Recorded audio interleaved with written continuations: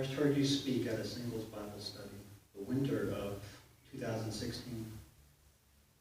You stood out to me, even though you had shared the difficulty of losing your mom. There was something different and unique about you.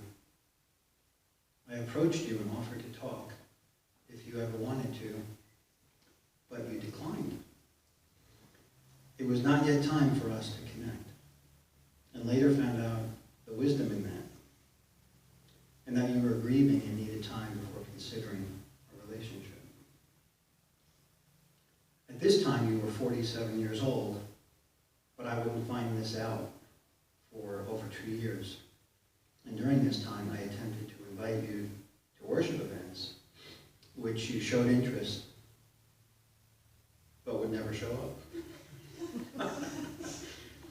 Skipping to about a year later, around November or December of 2017, the Lord gave me a very significant and deeply symbolic dream.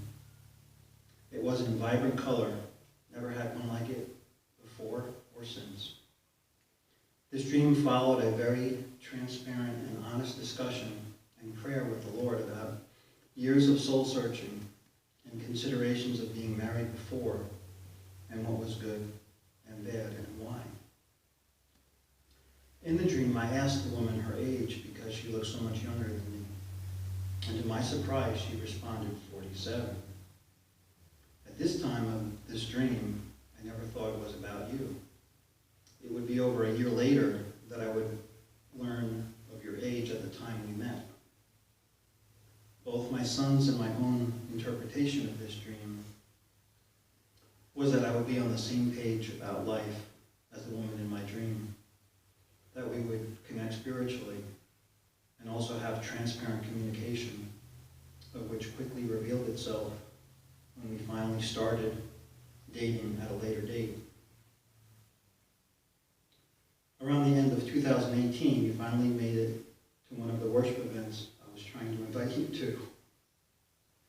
But I couldn't make it. Later, you responded positively about the worship and even thanked me for the invite. But at this point, I thought we would never meet, and it was not meant to be. Soon after this, you reached out to me through Facebook Messenger, and to my shock, asked if my offer from 2 years prior to talk was still a possibility.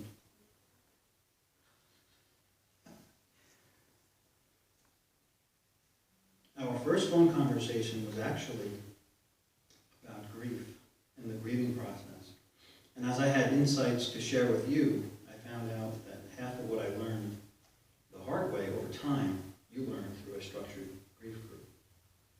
Our talk quickly connected us, but neither of us made specific plans of when to talk again. Soon after, through a general Facebook post, I found out you liked tacos so much you might be open to someone buying you lunch or dinner.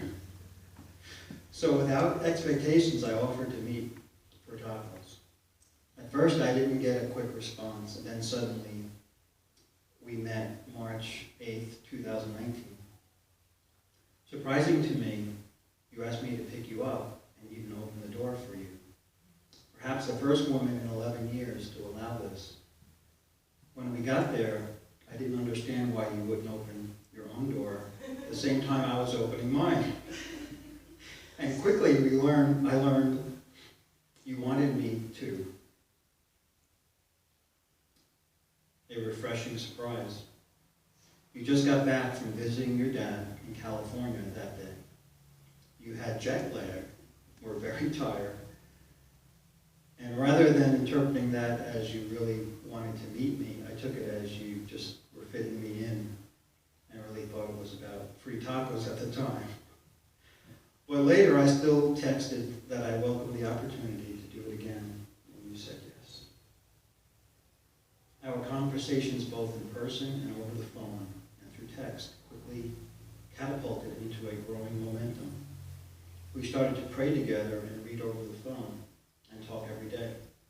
I quickly found out that behind your gentleness, humbleness, sweetness, and patience, that you had wisdom and insight about life, relationships, dating, and an approach to marriage, even though you had never been married. Our second date included our first worship event, which I pleasantly saw we were on the same page about. I could see you enjoying yourself, and you were comfortable.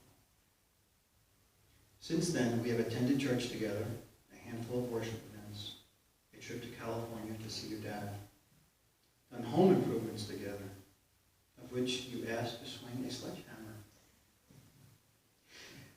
And we have cooked together. We have approached marriage with our eyes and hearts wide open, read an entire marriage book together, and started another. And here we are today, taking the next step to be able to talk in person every day and say good night, good morning, pass the salt, and no longer miss each other for a week or two at a time. Today I've been given a second chance, patiently orchestrated by God.